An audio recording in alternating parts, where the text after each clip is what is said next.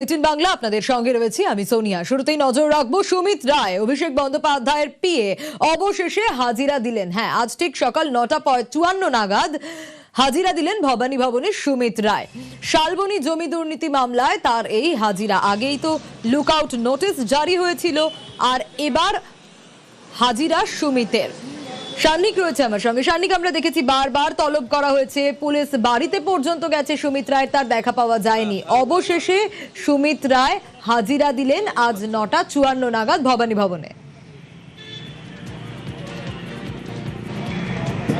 একেবারেই তাই, এবং 9:54 নাগাদ তিনি হাজিরা দিলেন ভবানী ভবনে। মূলত শালবনীর যে জমি দুর্নীতি মামলায় সেই গোটা তদন্ত প্রক্রিয়ার কথা যদি মনে করো, গত 1 থেকে 1.5 মাসে একাধিকবার একাধিক ডেভেলপমেন্ট আমরা দেখেছি এই তদন্ত প্রক্রিয়ায়। এবং সবথেকে গুরুত্বপূর্ণ, অভিষেক বন্দ্যোপাধ্যায়ের বাড়ির তালা ভেঙে শালবনী থানার পুলিশকে আমরা ঢুকতে পর্যন্ত দেখেছিলাম এই সুমিত রায়ের খোঁজে। সেই সুমিত রায় কোথায় ছিলেন, এই প্রশ্নটা গত 1 থেকে 1.5 মাস সমস্ত তদন্তকারীদের সামনে ছিল। তারা খোঁজ পাচ্ছিলেন না এই সুমিত রায়ের, এবং সেই সুমিত রায়কে তারা যতবার নোটিশ সার্ভ করেছেন কোনোভাবেই সুমিত রায় তদন্তে সহযোগিতা করেনি। আমরা দেখলাম গত বৃহস্পতিবার এই লুকআউট সার্কুলার জারি হয়ে যাওয়ার পরে সুপ্রিম কোর্টে গেলেন সুমিত রায়, অভিষেক বন্দ্যোপাধ্যায়ের আত্মসহায়ক। সেখানে গিয়ে আগাম জামিনের আবেদন করা হলো, এবং সেই আগাম জামিনের আবেদন মঞ্জুর করার ক্ষেত্রেও সুপ্রিম কোর্টের পর্যবেক্ষণে স্পষ্টই বলা ছিল যে এই যে অভিযোগ যেগুলো সুমিত রায়ের বিরুদ্ধে উঠছে অত্যন্ত গুরুতর অভিযোগ।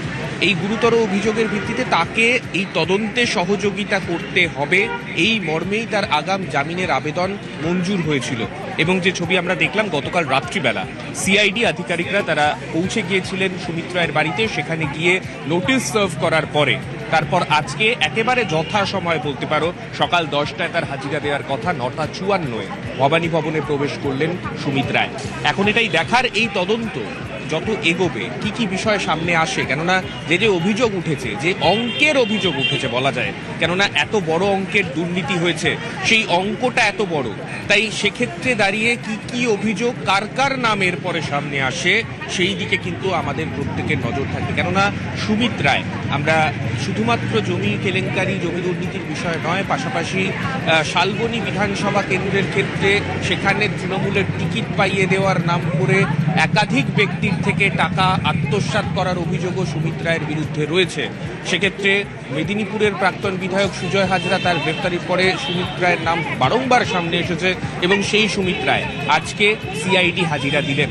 এখন এটাই দেখার তদন্তকারীরা তাকে জিজ্ঞাসাবাদ করে তার বয়ানে কি কি তথ্য পান, এবং তার ভিত্তিতে পরবর্তীতে আদালতে মুভ করে এই সুমিত রায়কে তাকে তদন্তের স্বার্থে নিজেদের হেফাজতে নেওয়ার প্রয়োজন তারা মনে করেন কিনা, এই সমস্ত দিকেই কিন্তু আমাদের প্রত্যেকের নজর থাকবে। সোনিয়া। বেশ, একেবারে সান্নিক।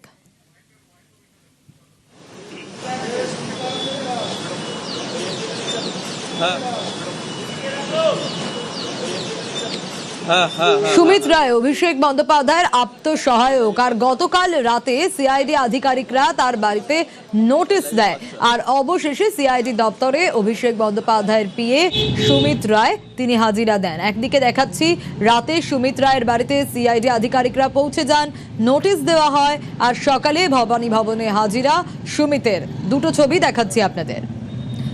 কি কারণে হাজিরা? শালবনী জমি দুর্নীতি মামলায় হাজিরা সুমিত রায়ের।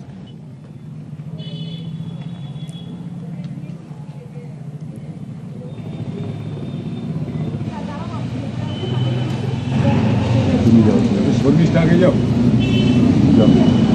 এদিকে আগে সঙ্গে